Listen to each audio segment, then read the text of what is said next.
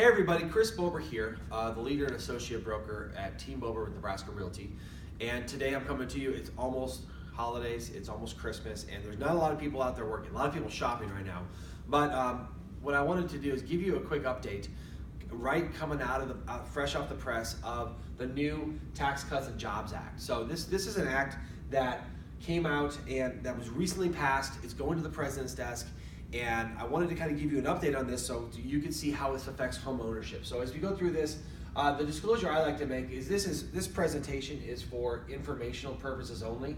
It's not meant to give tax or legal advice. To please contact your CPA or attorney for tax or legal advice. I'm not here to give that kind of advice. I'm here to just explain just a little bit. So the Tax Cuts and Jobs Act, that's the name of the official act that is going to be signed into law probably before Christmas. It passed the House and Senate just yesterday, which is 12/20.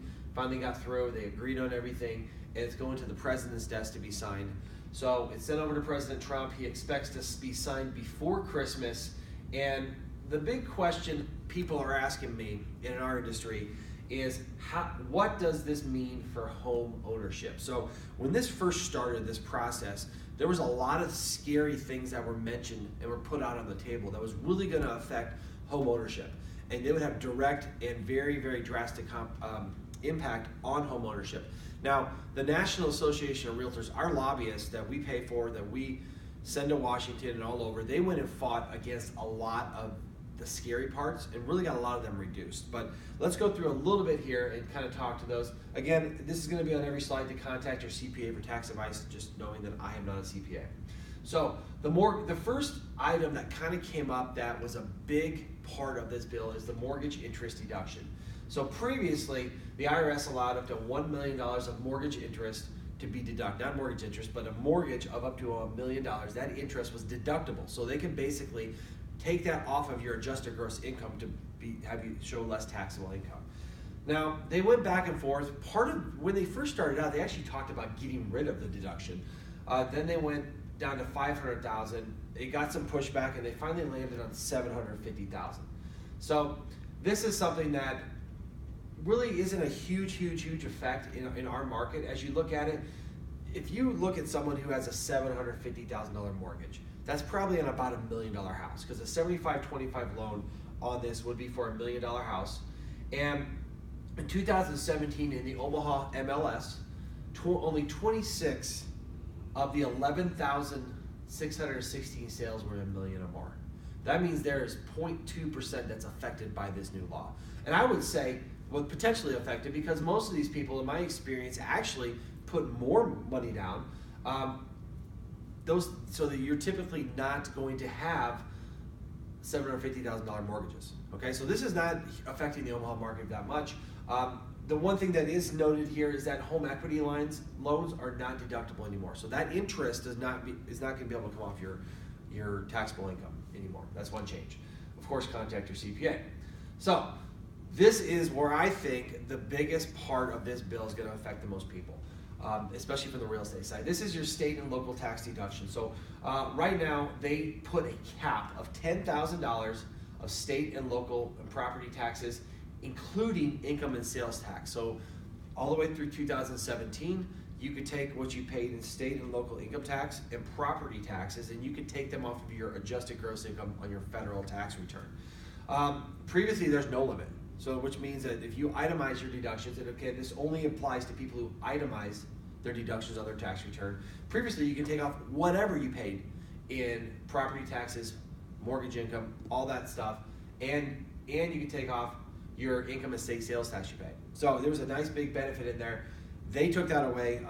One other thing to note is that some people might get this idea, say, okay, you know what, I'll pay a bunch of tax this year for next year. They're not letting you do that. They're going to count that for next year too. So here's an example, I think, that maybe illustrates this a little bit better. Apply directly to your real estate tax, property taxes. So right now, if you own a $400,000 house and assume a 2.5% mill levy, that's $10,000 of property tax a year paid. That is right up to the limit of what you can do. So right there, $10,000, that's your maximum deductible. That doesn't include state and local taxes. So if you have state and local taxes that you're used to deducting to take off your thing, now you're not going to be able to do that anymore. So you're going to have to decide whether or not you want to itemize or whether or not you want to take the standard deductions, which are doubling about. I think this really potentially affects the move-up market, right? So anyone who is maybe 150 to 250,000 and they've been saving, they got a good house, they want to get into a nicer house, they probably should evaluate the tax consequences of that purchase before they do that. So of course you want to talk to your CPA for tax advice, but I think that is affecting the real estate market. That might affect it more than anything.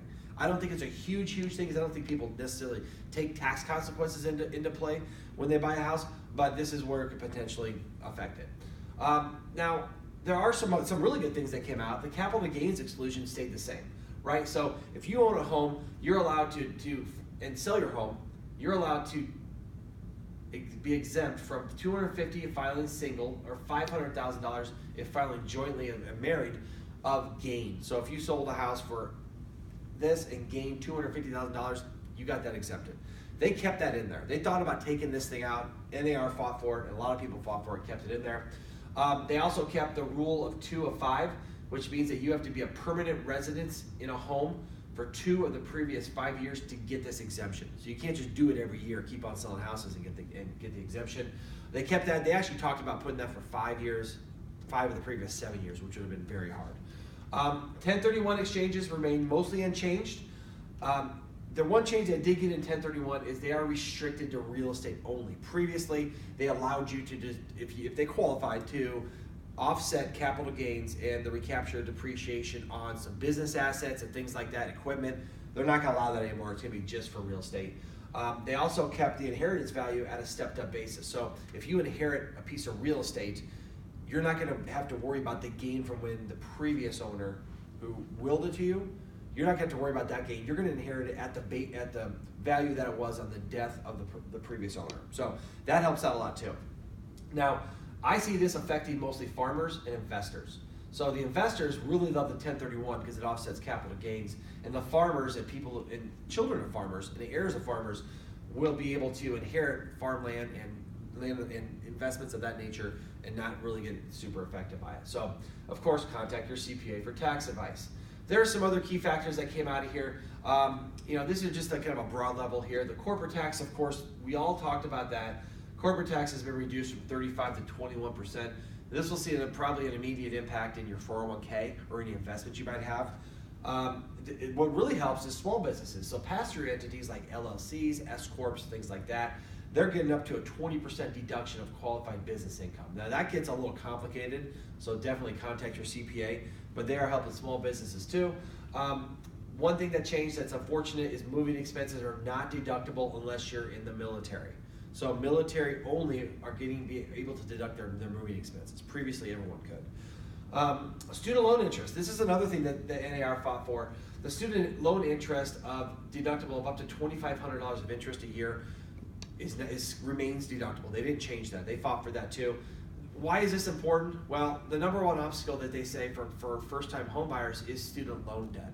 In fact, the average student loan debt is over $41,000. So allowing them to deduct some of this interest is a huge barrier to getting into home ownership, and keeping this here will help them out definitely.